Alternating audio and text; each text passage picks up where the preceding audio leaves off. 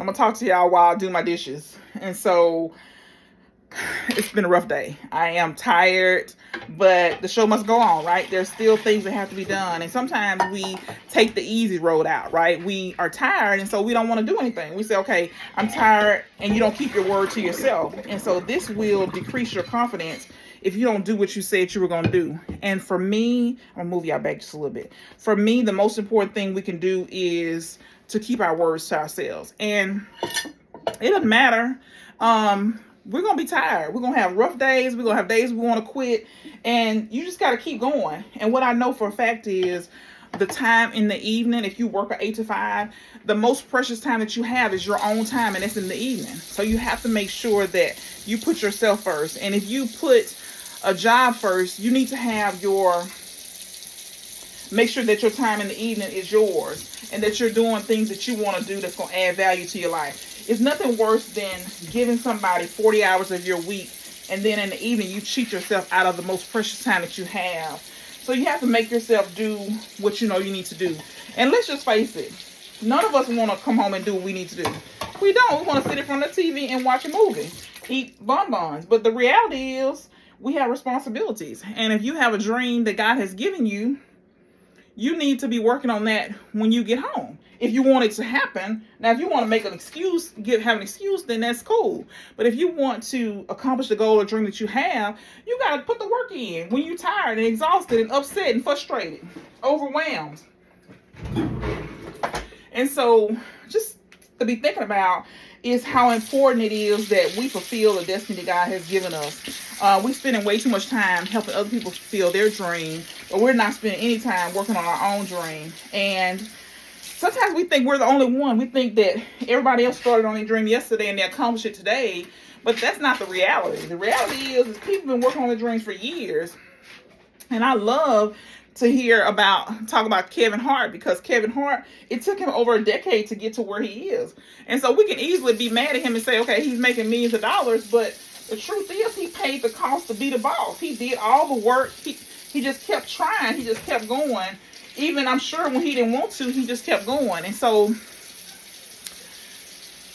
we have to take that into consideration, that we need to keep going even when we want to quit. We got to keep going even though we're tired. And we will have a lot of days that are tired, that we'll be tired. But just think about the reward. Think about the what you're going to accomplish, what you're going to see on the other side. Think about finally getting to where you want to be. And this time where nobody can see you is you paying your dues. Is you showing up for yourself. You doing what you know you need to do. And my guess is, if you're pursuing your God-given gift, your goal or dream, is something that God gave you and that it brings you joy. So why would you squander that time that you have to work towards your goal and sit in front of the TV? And so for me, I've gotten to where I am trying to think about the TV as negatively as possible. Yes, I said as negatively as possible. I believe that the TV and social media puts us in prisons that we've made ourselves, right? Because we have a choice. We can either watch TV or do something that's going to help our lives be better. And there's a lot of things that we can do. We can make excuses, or we can decide, okay, I don't want to live like this no more. I hate this. I don't want this. I want to change this. I'm tired of being overweight. I'm tired of whatever it is that you don't like about your life. And until you make the changes, and one of those changes is stop doing things that are just pleasing in the moment. And so it's cool to look at social media and look at everybody else's business, but it doesn't benefit us. It doesn't have any value at all. Just like watching TV. I have 2 shows that I like to watch on TV, and it's an escape, right? But there's a problem. If you want to escape from your real life, you can't wait till Friday for the weekend. You want to escape for the weekend and then come back to jail on Monday. It doesn't make any sense. If you feel that way about your life, you have to make some changes. And too often we want to blame somebody else. I was recently mad at my husband about he's doing things to help himself progress, and I'm not. I'm not doing the things that I know I need to do. Now, why are we mad at him for doing what he's supposed to be doing and I'm not? So that means that I'm not doing what I'm supposed to be doing every single day to make my dreams come true. But how can you be mad at somebody else and it's your fault? So I'm mad at him and it's my fault. I'm the common denominator in all the situations that I've had that have failed or didn't work out like I wanted to, or I didn't do what I was supposed to do. That's the reality. Is that I didn't do what I was supposed to. But we can blame people all day long. It's the easy way out. But we have to take responsibility. We get this one life, and it's so short. This life is so short that we have to make a decision. We're going to watch TV and be in prison. So when I look at TV now, I'm like, it's like I see bars in front of the TV. Like jail cell bars. That's what I see every time I sit down and watch TV. Because I want to program myself to not sit in front of TV and watch TV. And so I believe that Myron Golden talks about you shouldn't even have a TV in your home if you don't make X amount of dollars. And I won't say it because I get people who are mad at me every single time. But it's the truth, right? So I look at TV like bars, and I could get a visual picture of bars in front of TV every time I sit down. And I get it. We need escapes. We need to be able to relax. I get that. But my problem is that all of us are getting 168 hours per week, that means that all of us get the same amount of hours.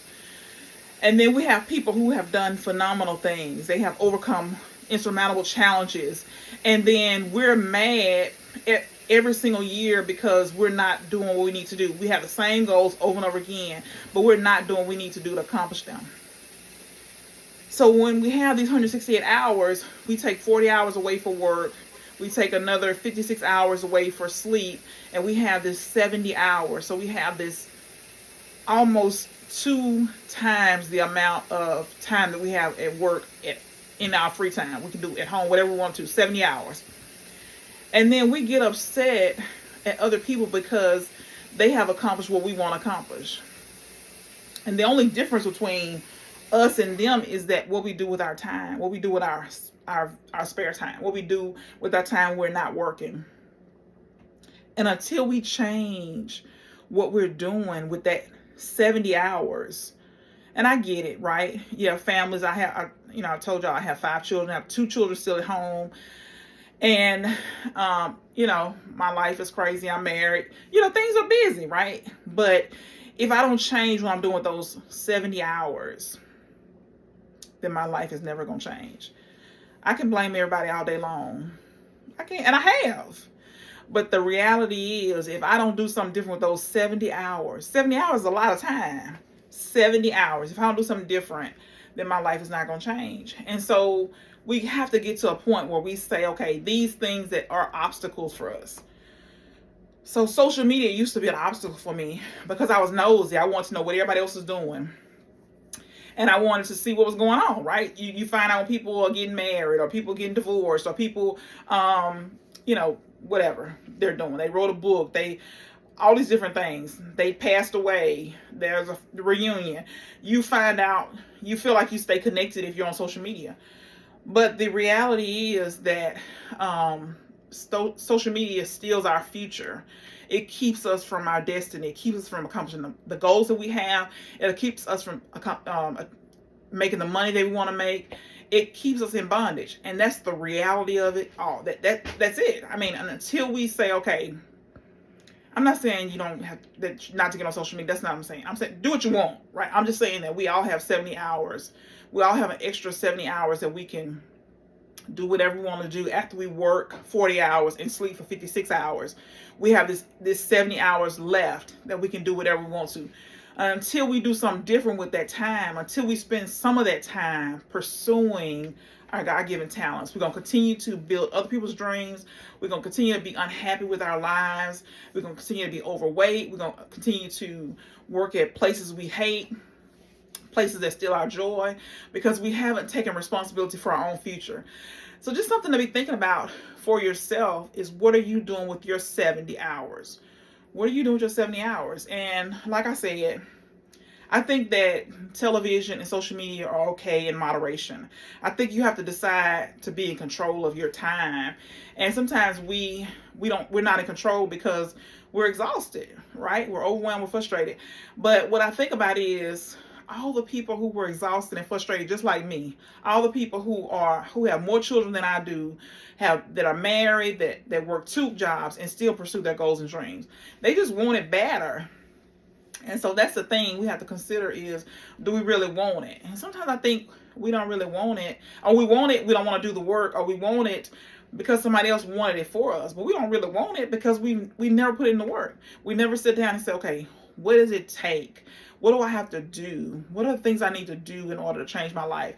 And so once we make a decision about being serious, being committed to a better life, and that is my goal, is to help people who want to achieve their goals, is to be able to help them do that through personal and professional development. But I've seen enough to know that most people will never do it because it's hard, and most people want stuff easy.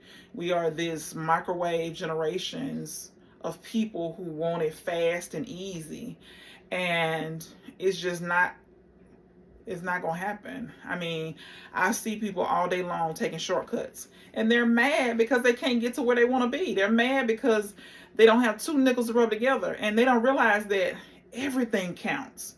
Everything counts. If you leave work early, if you go to work late, if you cheating somebody, if you stealing something, all these different things matter. If you lying, if you're, all these things count. If we're not having difficult conversations, it affects everything. And we have to get to a point where we are doing things differently, that we're taking responsibility. We're asking ourselves the hard questions, because a lot of times people don't ask us, our family and friends don't ask us the hard questions. One, because they can't answer the questions themselves. They don't want to have to face the reality of their lives as well. 2 is because we get mad if somebody try to tell us something. But it's just something to be thinking about, is what are you doing with your 70 hours? And like I said, I think it's social media and watching television is good in moderation. I just think that sometimes we are excessive, and that I am guilty of it being excessive. I started, looking at whatever your phone is, you can look at it, and it'll tell you how much time you're on the internet every single day. And if you start paying attention to that, I was thinking, this phone is a lie. I'm not on the phone. It tells you like average over 7 days.